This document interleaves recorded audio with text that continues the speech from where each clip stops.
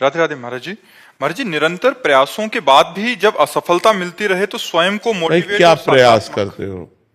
लौकिक ही प्रयास तो करते हो ना, अपने पूर्व पाप के नष्ट करने का प्रयास तो नहीं करते कि आप कोई अनुष्ठान कर रहे हैं, आप भजन कर रहे हैं, आप परोपकार कर रहे हैं, आप तीर्थ यात्रा कर रहे हैं पवित्र भाव से। ये तो सब कुछ है नहीं।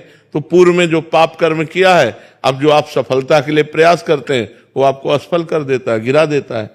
तो आपका प्रयास कोई आध्यात्मिक है क्या? तो फिर बिना आध्यात्मिक प्रयास के आप कैसे विजय प्राप्त कर सकते हैं? जो हमने पूर्व में पाप किए हैं, गलतियां की हैं, वो हमको दुख देंगे ना। हम पढ़ लिख करके अच्छा बनना चाहते हो, हमको गिरा देंगे। हमारे पास सर्टिफिकेट लेकिन नौकरी नहीं मिलेगी, व्यापार में पैसा लगाते लेकिन सफलता नहीं मिलती है।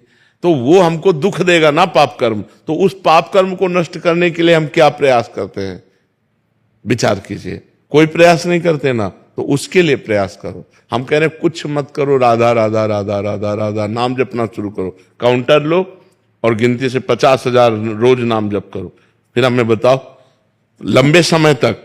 ये नहीं कि अब 4 दिन बाद हमसे प्रश्न करो कि 50,000 नाम जप किया, हमारी नौकरी नहीं लग गई, हमारा काम नहीं बना। लंबे समय तक जप कीजिए, फिर देखिए सफलता मिलती है कि नहीं।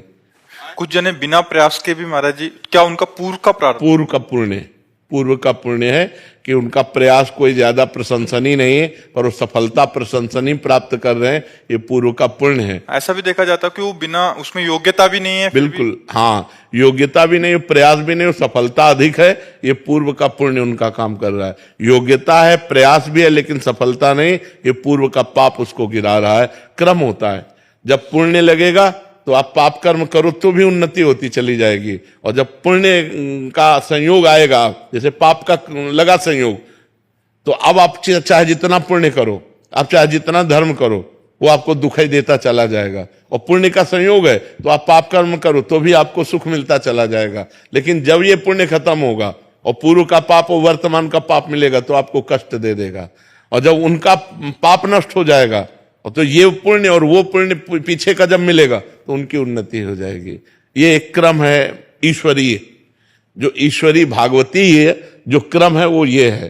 तो इसलिए नाम जप करो और अपने पापों को भस्म करके आगे बढ़ो, नाम जप करो। ठीक है? अशोक जी, नीलिमा जी। राधे राधे।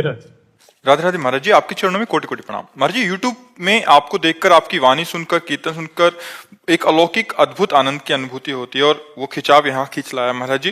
महाराज जी, एक प्रश्न में त्रुटि हो तो क्षमा कीजिएगा। महाराज जी, ठाकुर श्री रामकृष्ण परमहंस जी और आपके जीवन और उपदेशों में एक अद्भुत समानता से दिख रही है महाराज जी। विशेषता महाराज जी, रामकृष्ण परमहंस जी ने कहा था कि वो 100 वर्ष के बाद इस पृथ्वी पे कलकत्ता के दक्षिणेश्वर काली मंदिर से उत्तर पश्चिम दिशा में पुनः आएंगे। महाराज जी, कानपुर भी ऐसा ही कलकत्ता से उत्तर पश्चिम। महाराज जी, तो क्या कोई ऐसी? नहीं, हम तो उन महापुरुषों के दास हैं, उनकी चरण रज के प्रताप से। हाँ, बोल जो रहे हैं वो उन्हीं की जूठन बोल रहे हैं, जो बोल रहे हैं वो उन्हीं की जूठन बोल रहे हैं, महापुरुषों की ही बातें बोल रहे हैं। लेकिन वो तो गुरुजन हैं, वो आचार्य जन हैं, वो महापुरुष जन हैं। हम उनके बच्चे हैं, हम उनकी शरण में हैं। कपिल जी, उज्जैन से। श्री हरिवंश महाराज जी। श्री हरिवंश। राधे राधे महाराज जी। महाराज जी, भगवत साक्षात्कार एवं भगवत प्रेम में क्या अंतर है? भगवत प्रेम की प्राप्ति भगवत प्रेम से ही भगवत साक्षात्कार होता है। जब तक भगवत प्रेम नहीं होता तब तक भगवत साक्षात्कार नहीं होता।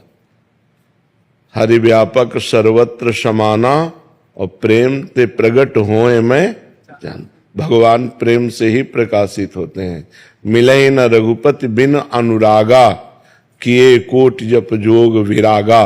अनुरागा का मतलब प्रेम ही होता है। भगवान बिना प्रेम के नहीं मिलते हैं, नहीं। तो इसलिए प्रेम और भगवत साक्षात्कार एक ही बात है। जब प्रेम प्रकट हो जाता है तो भगवान नेत्रों में बस जाते हैं। दर्शन की क्या बात। पिय मूर्ति नयनन बसे, ते रस रहाय समाय। ये लक्षण सुन प्रेम के, और न कछो सुहाय।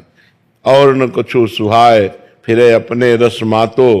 कुटुम देह ते जाए, छूट सब ही विधि नातो।